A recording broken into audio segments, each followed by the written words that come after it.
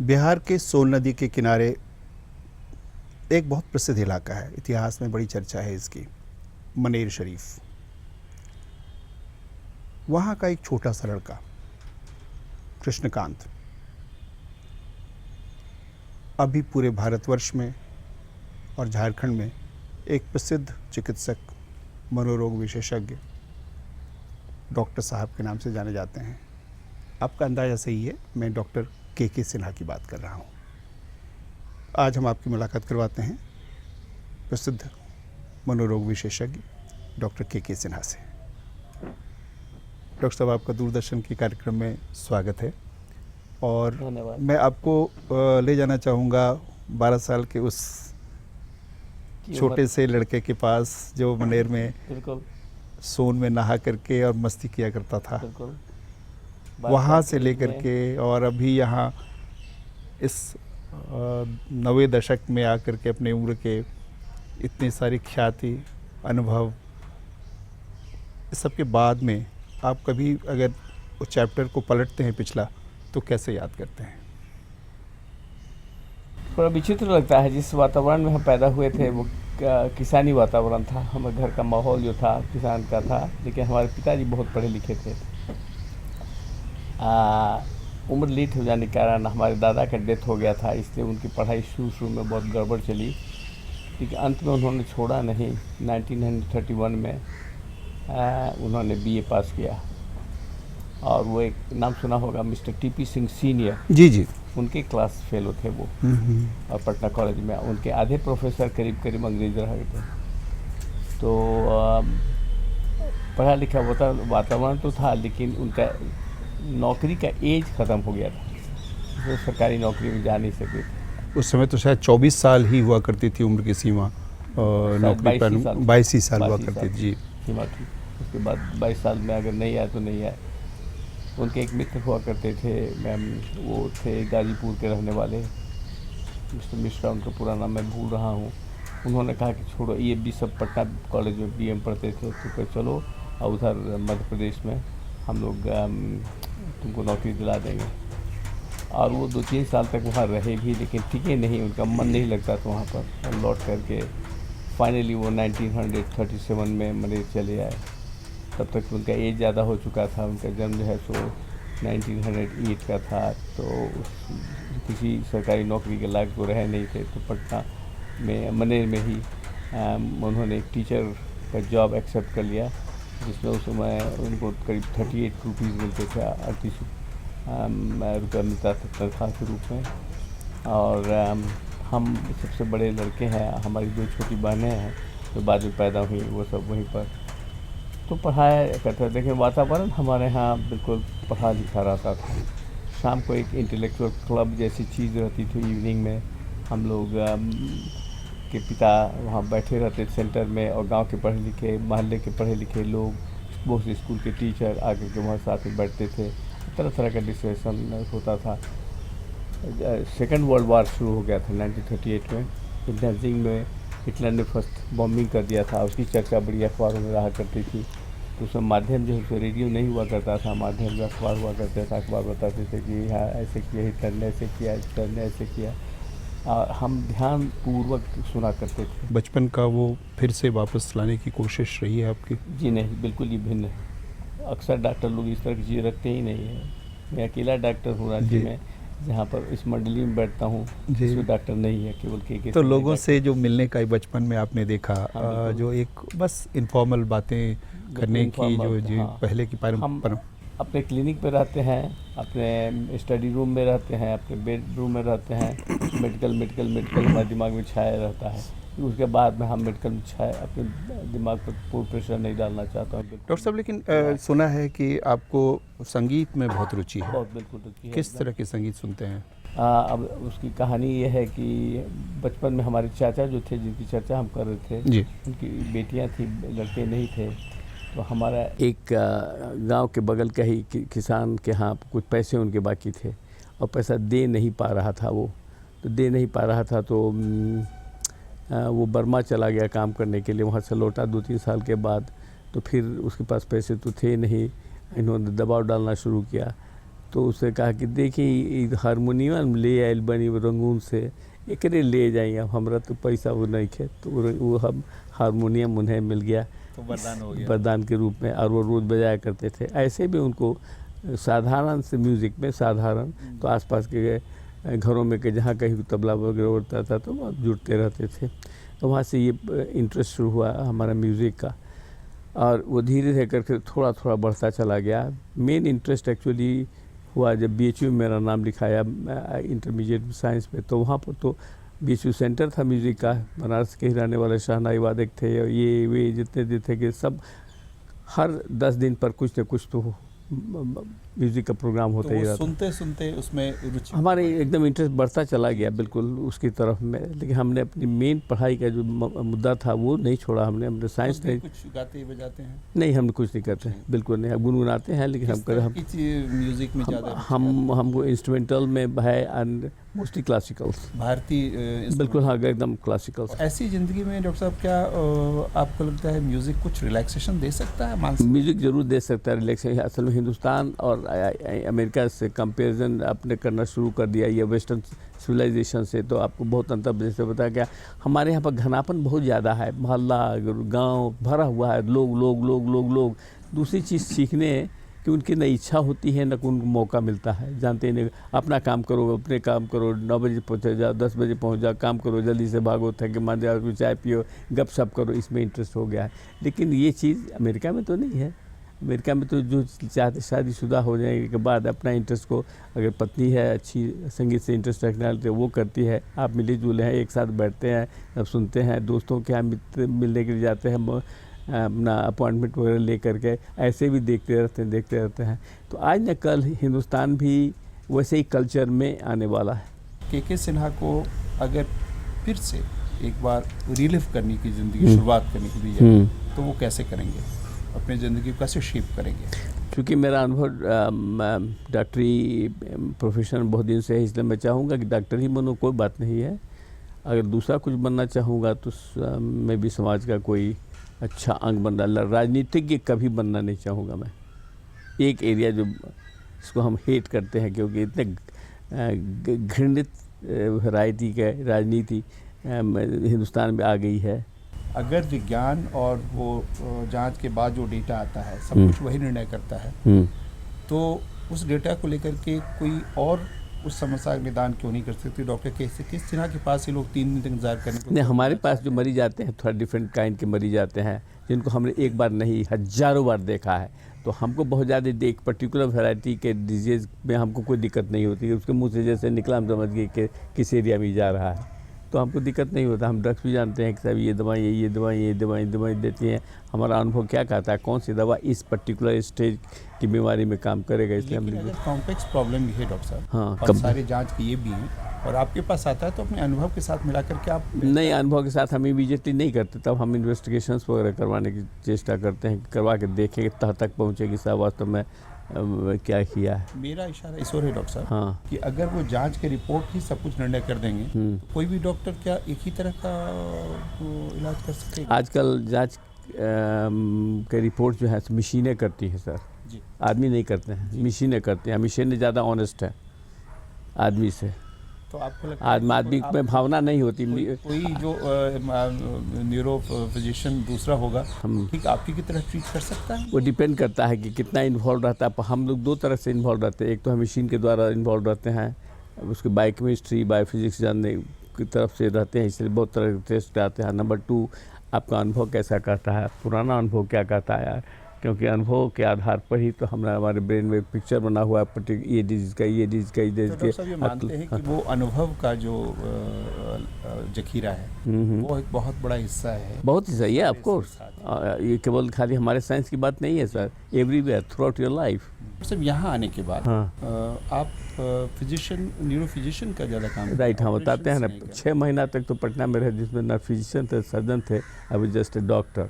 लेकिन वहाँ पर भी पटना में लोग हिसाब से इसको न्यूरो सर्जरी का अनुभव है, तो कई ऑपरेशन 8-10 ऑपरेशन लोगों ने करवाया। तब तक यहाँ पर जगह खाली हो गया ट्यूटर इन मेडिसिन का, हमने अप्लाई किया, तुरंत हो गया, हम चले आए। लेकिन हमारा इंटरेस्ट और ट्यूटर इन मेडिसिन, बहुत कुछ मैच करता था। हमने कहा कि सर रखें हो रही। तो बाद में यहाँ न्यूरो सर्जरी को डेवलप करने के बारे में आपने फिर नहीं सोचा? हाँ, नहीं सोचा कि ऑलरेडी यहाँ पर एक न्यूरो सर्जन थे डॉक्टर आर प्रसाद वहाँ पर, लेकिन हमारा इंटरेस्ट अब हो गया मेडिकल न्यूरोलॉजी में। आपने किन चीज़ों पर किताबें लिखी हैं डॉक्टर साहब?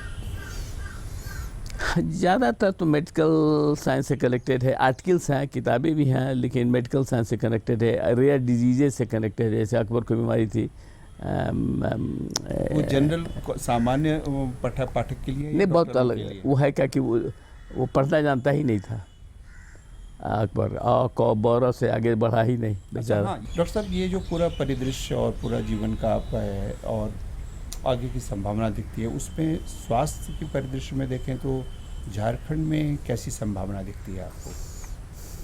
ये बिल्कुल नया स्टेट है सर, और सब चीज़ अनप्रिडिक्टेबल है, और सब कुछ डिपेंड करता है कि भारत सरकार जो दिल्ली में लोकेटेड है वो कैसा बिहेव करती है।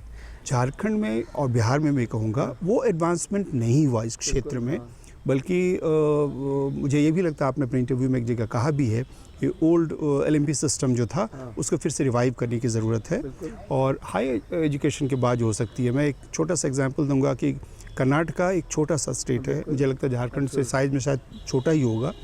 वहाँ पर प्राइवेट और गवर्नमेंट मिला करके 50 मेडिकल कॉलेज हैं, और वो लोग प्लान कर रहे हैं फर्दर 5 मेडिकल कॉलेज करने का। हम थे यहाँ पर तो 14 मेडिकल कॉलेज समूचे हिंदुस्तान में थे। जी जी जी। 14 मेडिकल कॉलेज, अब है 200 से ज़्यादा, 200, 223 या 30 या जी जी जी जी नंबर उनका हो गया। दूसरा एग्जाम्पल मैं देना चाहूँगा केरल का। केरल तो बहुत ही छोटा राज्य है, बिल्कुल, लेकिन त्रिवेंद्रम में डॉक्टर साहब देखेंगे अभी तो शाम में 7 बजे के बाद आपको आबादी 1/4 दिखेगी सड़क पर। हाँ। बिल्कुल भीड़ नहीं है, आप आराम से जाएंगे, कोई धक्का धुक्की कुछ का चक्कर नहीं है। बिल्कुल। कारण है कि जो भी आसपास के गांव के लोग हैं वो अपने गांव में ही रहते हैं, और अपने सवारी से आए, काम धाम किए जो भी करना है, और फिर शाम में लौट गए।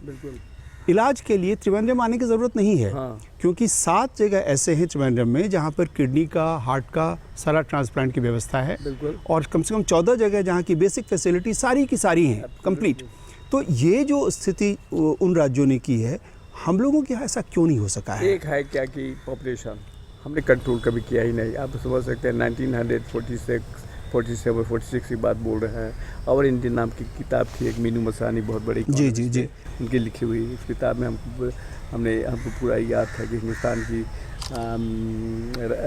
आबादी 33 करोड़ है, और ये उस समय के अनडिवाइडेड इंडिया की हिंदुस्तान, बांग्लादेश और पाकिस्तान सब मिला करके 33 करोड़ है। आज है 1 अरब 33 करोड़, और किसी ने इस पर ध्यान दिया ही नहीं, जरा सा भी नहीं सोचा कि साहब इसको कैसे रोका जा सकता है। सबसे बड़ा प्रॉब्लम कि आपको रोक देना चाहिए तो उसी टाइम रोको रोको रोको। अंग्रेज़ों का राज था, चेंज ओवर हुआ था, लेकिन कोई ध्यान नहीं दे रहा था। दूसरा झारखंड के बारे में डॉक्टर साहब जानना चाहूँगा कि आपके यहाँ आने के बाद से यहाँ की जो प्राकृतिक संपदा है झारखंड की, और उसको जिस ढंग से बनने के बाद से, नहीं मैं बिहार की पीरियड से ही कहूँगा, यहाँ की जो प्राकृतिक संपदा है और यहाँ के जो निवासी हैं, उसका शायद कहीं न कहीं लगता है जैसे कि उनका कोई हक ही नहीं रहा, उनको कोई फ़ायदा ही नहीं मिला। बिल्कुल। तो ये हमारे कल्चर का पार्ट है सर। जी,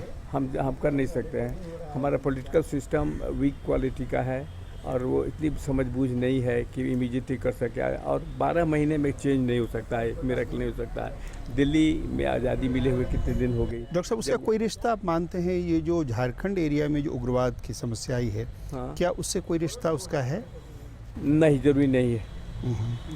आज उग्रवाद की बात छोड़ दीजिए, उग्रवाद तो करीब 20 साल 30 साल से नहीं है। उसके पहले तो ये लोग बिल्कुल बेचारे सीधे साधे लोग रहते थे, देहात में रहते। लेकिन अब थोड़ी सी जानकारी बढ़ी है, हाँ। उनको अपने हक के बारे में पता लगा है, हाँ। तो वो मांग करने लगे हैं। तो ये तो केवल 20 साल 25 साल 30 साल से तो अभी न थोड़े पढ़े लिखे हैं सर। हाँ, पढ़ाई लिखाई उनकी अभी भी है। उन्होंने कुछ भी मांगा ही नहीं आपसे। जब हम नए आए थे यहाँ पर बच के लिए, तो कोई नहीं मांगता था, जब कोई जानता भी नहीं था झारखंड नाम का कोई चीज़ होता है। जी जी।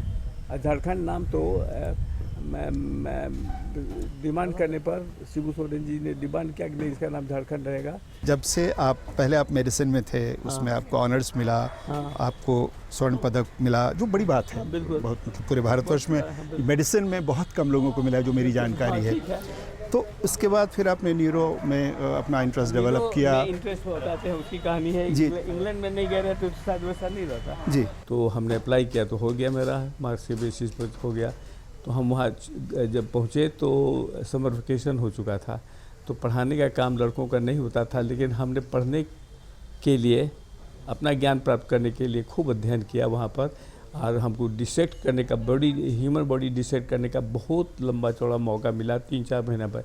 इसी बीच में हमारा मेन इंटरेस्ट तो फिजिशियन बनने का था, और जब एनाटमी में इंटरेस्ट होता है वैसे लोगों का जो सर्जन बनना चाहते हैं। लेकिन हमने ब्रेन के बारे में सब सीख लिया, एनाटमी जितना उस समय का जो एनाटमी था सीखना था। हमने इसी बीच में अप्लाई कर दिया था डेमोन्स्ट्रेटर और बायोकेमिस्ट्री के लिए। तो डेमोन्स्ट्रेटर बायोकेमिस्ट्री के लिए अप्लाई किया था, तो वहाँ भी मेरा हो गया, तो वहाँ से ट्रांसफ़र होकर के हम बायोकेमिस्ट्री। एक अक्सर चर्चा होती है शहर में कि डॉक्टर साहब ने हज़ारों स्टूडेंट्स को फॉर्मल वे में, इनफॉर्मल वे में पैदा किया है। मतलब जो डॉक्टर आपके नहीं भी कॉलेज में पढ़ते हैं, लेकिन आपसे सलाह लेने आते हैं, विमर्श करते हैं। तो ऐसा नहीं लगता है कि जो सुबह से लेकर के 12 घंटे का एक्सरसाइज आपको इस उम्र में करना पड़ता है, उसमें बड़ी तादाद में पेशेंट्स हैं जिनको आपके कुछ जो चेले हैं उनके पास जाना चाहिए, और कोई गंभीर समस्या हो तो आपके पास रेफर करना चाहिए। नहीं चाहते हैं तो हम क्या करें? इस पर उनको कोई संदेश देना चाहेंगे आप? संदेश हमने कितनी बार दिया, लेकिन उसके बावजूद भी नहीं मानने को तैयार है। वो 3 दिन यहाँ रुकने को तैयार है, रुक जाएगा नहीं। पेशेंट तो हमारे, तो आपको ईश्वर, इसीलिए आपको ईश्वर मान रहा है डॉक्टर साहब? ईश्वर वो मानता है, मैं नहीं, अपने आप को ईश्वर नहीं मानता हूँ। वो मानता है तो हम क्या करें? ये हमारी गलती नहीं है। नहीं डॉक्टर साहब, ऐसा नहीं लगता कि ये जो इतनी बड़ी भीड़, मुझे लगता है भीड़ जो आबादी के बारे में लगातार आप उस भीड़ को हमें, उस भीड़ को उसे पॉपुलैरिटी बढ़ती है, लेकिन सच पूछिए तो सच्चाई नहीं है, गलत है।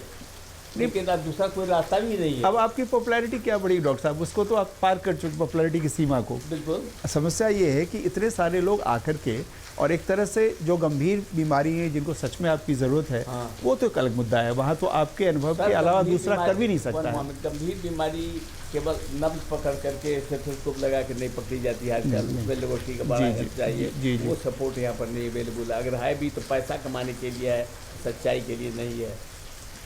तो फिर ये आपका इतना हाई परसेंटेज ऑफ सक्सेस कैसे है डॉक्टर साहब, ये बताइए? हाई परसेंटेज सक्सेस है कई कारण से। कुछ में जहाँ जरूरत ही नहीं पड़ती है, जैसे एपिलेप्सी के पेशेंट को एक पर्टिकुलर वैरायटी में EEG, CT स्कैन, MRI तो हमारे पास रही है आसानी से, क्योंकि खाली केवल बात उसकी सुन लीजिए, उसी से पता चल जाएगा। डिप्रेशन का पेशेंट, उसकी केवल बात सुन लीजिए 2 मिनट, उसी से पता चले। जहाँ आपने करीब हम 50-55 साल से एक ही चीज़ सुनते आज चले आ रहे हैं, तो उसके मुँह से तो निकला नहीं कि आप जान गए कि सब क्या बीमारी होने वाली है। उम्र दराज हैं और झारखंड के और देश के जाने माने लेखक हैं। उनका कुछ व्यक्तिगत सदमा हुआ था और परेशानी में थे। उनकी याददाश्त बिल्कुल चली गई, वो कुछ नहीं पहचानते थे, लिखना भूल गए थे, तो कुछ नहीं, उन्होंने खुद मुझे बताया। फिर लोग उनको आपके पास लाए और आपने उनसे बातचीत की, कई एक सेशंस हुए, और फिर आपने उनको क स्लेट पर लिखना से शुरू करवाया, और धीरे धीरे वो अब पूरी तरह से फिर से नॉर्मल हैं। उनको सारी बातें याद हैं, सब कुछ लिखते हैं। इसको किस कैटेगरी में रखें डॉक्टर साहब? यही सब फंक्शनल कैटेगरी में है। उनको ये ऑर्गेनिक डिजीज ब्रिंग करने दूर से ही कर सकते हैं। मैं डॉक्टर श्रवण कुमार गोस्वामी की चर्चा करूँ डॉक्टर साहब, बिल्कुल, जो आपने बिल्कुल वो उनको बिल्कुल जस्ट मोमेंट वो 100% नॉर्मल नहीं हुए हैं। जैसे आपने कहा, उनके ब्रदर को भी एग्जैक्टली यही बीमारी थी। जी। और वो उसी तरह की बीमारी, जहाँ ब्रेन में हेमरेज हुआ था, उससे डेथ भी हो गया। घर से बाहर निकल गए और फिर मिले नहीं वो। एग्जैक्टली इनका भी यही हाल हुआ था। ये पढ़े लिखे थे, इनको पढ़े से हम जानते थे, एडो डिपार्टमेंट से हिंदी जी। गए हुए थे डाल्टनगंज, या वहाँ पर अटैक हो गया। जान के कि हमको कुछ अटैक हुआ, क्योंकि एक आदमी वीकनेस था, हमारे पास दौड़े आए, तो हम CT स्कैन किया तो हम मिला कि हेमरेज है। तो ये ऐसा नहीं था कि कुछ नहीं था। हाँ, रिकवरी हो गई धीरे धीरे करके। ये प्रकृति प्रदत्त है, नेचर ने किया, हमारे चमत्कार ने नहीं किया। वो तो मानते हैं कि आप ही ने हाथ रखा हो गया। बिल्कुल, ये उनका मानना है कि साइंस का मानना नहीं है, के सेना का मानना नहीं। पूरी तरह से डॉक्टर साहब नहीं होंगे उम्र होने पर, लेकिन लगभग 100% नॉर्मल जी, लेकिन काफ़ी लगता नहीं है कि उम्र का असर लगता है, क्योंकि मैं उनको 30-35 साल से जानता हूँ। बिल्कुल वो सारी बातें याद पाएंगे हम। जी हाँ, पकड़ लेंगे जी। किसी आदमी को की जीवन शैली और जीवन के दृष्टिकोण में उसके खान पान, उसके व्यवहार, आचार विचार, क्रोध, घमंड, इससे क्या ताल्लुक है इसका? हाँ, कुछ में कंट्रोल में आ जाएगा वो बहुत कुछ, और कुछ कंट्रोल में, जैसे दिलीप कुमार कुछ भी करते रहे कभी नहीं बदलेंगे, वो ज्यों का त्यों रहेंगे, उनका रेट ऑफ डिजेशन बहुत फास्ट है। डॉक्टर साहब, कोई अगर 25 साल का लड़का उससे आपसे सलाह पूछे कि मुझे जीवन शैली अपनाने के बारे में क्या क्या नो बता दें, क्या क्या नहीं करना क्या चाहिए? चाहते हो पर ये बताओ। इंसान पहले एक शांतिपूर्वक इंसान रहे। हम ह्यूमंस में ही बिलीव करते हैं, हम गॉड जी, ने बता दिया कि जी, यहाँ पर जी। हम लोग हम बात वो जो डिस्कस करते देखे हैं, हमारे यहाँ एक्टिव पार्ट वो डॉक्टर हैं, जी जी समझे, विदेश बिताया हम लोग 40 साल, राइट, जी ये भी प्रोफेसर हैं, डायरेक्टर रह चुके हैं, और हमारे यहाँ सब आदमी, हमारे यहाँ हम रिलीजन में बिलीव ही नहीं करते जी। हैं, ह्यूमनिज्म में बिलीव करो, जी। सबसे बड़ा रिलीजन वही है, ह्यूमनिज्म। वी आर ह्यूमन, हमारे लिए नेचर ने और समाज ने कुछ फिक्स कर दिया रूल्स कि ये करना है, आइए हम लोग सब कुछ ऑब्जर्व करते हैं। उसमें डोंट वाला कौन कौन सा बताएं डॉक्टर साहब, ताकि स्वस्थ जीवन आदमी अंतिम दिन तक गुजारे? क्या क्या नहीं करना चाहिए? जीवन को नकली बना के बहुत ज़्यादा नहीं रखिए, असली बना के रखिए, समझदारी से रखिए कि साहब हाँ ये ह्यूमर उसका पार्ट रहना चाहिए, समझदारी उसकी पार्ट रहनी चाहिए। हम लोग हमेशा हंसते ही रहते हैं वहाँ पर जाकर के, ये जो सबसे बड़े हमारे हंसाने वाले हैं, कोई मिनट 2 मिनट नहीं जाता है जब तक ये कोई ह्यूमर नहीं बोल देते हैं। रिश्ता है क्योंकि ये प्योरली ह्यूमन चीज़ है, आपका ट्रेट है ये, और इसको बचपन से ही कंट्रोल करके रखेंगे तो बहुत कुछ कंट्रोल में रहेगा। आप छुट्टा सांड की तरह छोड़ देंगे तो न चलिए तो मरखा हो जाएगा। इसीलिए control control control and control, चाहे किसी लाइन में रहिए कंट्रोल, ये सब बैड ट्रेट्स हैं। लेकिन ये सत्ता और पद का जो लोभ है, लोभ होता है और नकली घमंड है, और सर, घमंड है। एब्सोल्युटली है, ये नकली है। अब जैसे उस आदमी ने इतनी गलत शब्द इस्तेमाल किए हैं उत्तर प्रदेश की जो मायावती के खिलाफ में, अब कोई भी शरीफ आदमी ऐसा बोल सकता है? ये थोड़ी सी चर्चा डॉक्टर साहब जो यहाँ झारखंड की चर्चा के, यहाँ की जो प्राकृतिक संपदा है उसमें मैं खान से नहीं, मैं यहाँ के जो बहुत सारे हर्बल प्लांट्स हैं हाँ। और जड़ी बूटियाँ हैं, बहुत ज़्यादा तादाद में झारखंड में हैं, तो आम लोगों के स्वास्थ्य में और यहाँ के लोगों को उसका लाभ के बारे में कुछ चर्चा करना विज्ञान जड़ी बूटियों में नहीं विश्वास करता है। चाहिए। जड़ी बूटियों से उससे ही तो दवाएं बनती हैं डॉक्टर साहब। नहीं, ऐसे ये आपका कहना है, आजकल दवाइयाँ वहाँ नहीं बनती हैं और टेस्ट ट्यूब में बनती है सर। जी जी। बस तो आपका कहना है कि वो जो प्राकृतिक संसाधन है वो बहुत उपयोग की नहीं है? नहीं, उपयोग की है, प्राकृतिक रूप से उपयोग की है, दवाइयों के रूप से नहीं। एनवायरनमेंट उसका ऑक्सीजन मिलता है, सबसे बड़ा ऑक्सीजन गिवर वही है आपका। आपका कार्बन डाइऑक्साइड लेकर लेता है, वो अपना हेल्थ बनाता है, कार्बोहाइड्रेट बना देता है और आपको ऑक्सीजन दे देता है। किसी ने ये चर्चा की कि जब आप अपने जीवन में अपनी दायित्वों से मुक्त होते हैं उसके बाद में आपको आर्थिक रूप से कोई व्यस्तता की आवश्यकता उतनी नहीं है, तो आपका दायित्व है कि आप समाज को वो वापस करें जो आपने समाज से लिया है। अब आप जैसे हमारा माली, और आप चर्चा आपने की ना माली और के सिन्हा, ये गार्डन कहने के लिए के सिन्हा का है, इनका के सिन्हा नहीं करते, वो माली करता है। जिस माली को दो तरह से, कुछ तो वो ऐसे प्राकृतिक वातावरण पैदा ही हुआ जहाँ पत्तों के बारे में, फूल के बारे में जानता है, जिसको नहीं हुई तो के सिन्हा के साथ रहते रहते सीख गया वो कि साहब क्या चाहते हैं और कैसे सजावट कैसे किया दिया जाता है, कैसे रंग कहा जाएगा, कौन कहा जाए, ये सीख कर गया वो। हमको कहना नहीं पड़ता, कभी कभी कहना पड़ता है। डॉक्टर साहब एक सीधा सवाल करते हैं, लोग खुश कैसे रहें? बहुत आसान नहीं है सर, इसलिए तो पूछ रहा हूँ। नहीं, आप तो वो पुड़िया बताइए जिससे खुश रहें लोग। आई डोंट नो, ये इस सवाल का जवाब जो है आसान, बहुत आसान नहीं है। आपके जैसे लोग से वही आप ही तो बताएंगे डॉक्टर साहब। कुछ तो पर्सनैलिटी कारण, कुछ लोग हैं जीवन से सीख रहे हैं, काफ़ी सीख लिया उन्होंने जीवन में, जानता है कि जीवन में सब कुछ आपको मिलने वाला नहीं है। आज संतुष्ट रहिए, जितना मिला है बहुत है, असंतुष्टि संतुष्टि संतुष्टि आपको होने जा रही है, आज नहीं कल आप मरने वाले भी हैं। हाँ, हम तो इनसे जुड़े हुए हैं करीब 3-4 साल से, और इनमें यह खूबी यही है कि इनमें जो है छोटा बड़ा अमीर गरीब में कोई डिफरेंस नहीं आता है। साथ साथ में एक ज़बरदस्त खूबी यह है कि कोई जात पात पर कुछ नहीं करते, सिर्फ एक तो विश्वास करते हैं ह्यूमनिज्म। हम लोग संडे के संडे यहाँ आते हैं, और जो ऑब्जर्वेशन है मेरा वो इन्हीं लोगों पर बेस्ड है कि किस तरीके से सर इन सारे लोगों की भावनाओं का ख्याल रखते हैं। हम लोग बाहर से लाते हैं कुछ भी खाने का सामान, सारे लोग हम लोग मिल बैठ के संडे को खाते हैं, तो सर का फोकस होता है कि एक भी कर्मी जो यहाँ काम कर रहा हो उसका शेयर भी उसको मिले। तो उनके अंदर वो उन्होंने जो पढ़ाई पढ़ा, वो उस किस्म की पढ़ाई जो सब डॉक्टर नहीं पढ़ते हैं। और उसका एक्सपीरियंस उनको रहा, उसी का प्रैक्टिस करते रहे। और उनका स्वभाव और ये ऐसा रहा कि हम लोग उनसे जुड़े हुए इस वजह से रहे कि हम सब एक ही समझते हैं कि हम सब एक ही फैमिली के आदमी, एक ही ऐसे आदमी। हमें पूरी उम्मीद है कि दर्शक इस डॉक्टर साहब के, जिनको एक लेजेंड के रूप में, लेजेंड डॉक्टर के सिन्हा के रूप में जानते हैं, आज जब खुली किताब की तरह उनकी ज़िंदगी को देखने का मौका मिला होगा, पन्नों को पलटा होगा, तो बहुत सारी बातें देखने को मिली होंगी कि किस तरह से कोई आदमी अपने दृढ़ निश्चय से आम लोगों की भलाई के लिए अपने पेशे को ही अपने जीवन का एक शगल, एक शौक, सब कुछ बना डाला है और लगातार अब भी उसी तरह से किसी युवा व्यक्ति की तरह से जिद में लोगों की सेवा करते रहना चाहते हैं। डॉक्टर साहब, हम सारे दर्शकों की ओर से, दूरदर्शन की ओर से आपके दूसरी शती तक जीने की कामना करते हैं। आप इसी तरह स्वस्थ आनंद में लोगों की सेवा करते रहें। आपके इन शब्दों के लिए धन्यवाद।